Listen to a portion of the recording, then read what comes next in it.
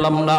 আল্লাহ, আজ যদি তুমি আমাকে জান্নাতে দিতে চাও, আমার মা বাবা সারা জান্নাতে যাইব না। হয় আমার বাপ মার সাথে জাহান্নামে দিয়ে দাও, হয় আমাকে আমার বাপ মার সাথে জাহান্নামে দিয়ে দাও, নতুবা আমার সাথে আমার বাপ মারে জান্নাতে দিয়ে দাও। আমি আমার মা বাবা সারা থাকবো না। আল্লাহ, তুমি আমার দুনিয়াতে পাঠাইছো, আমার মা আমার বাবা আমার উপর কি পরিমাণ ঋণ, আমি তো ঋণ শোধ করার সুযোগ পাই নাই, দিছো না।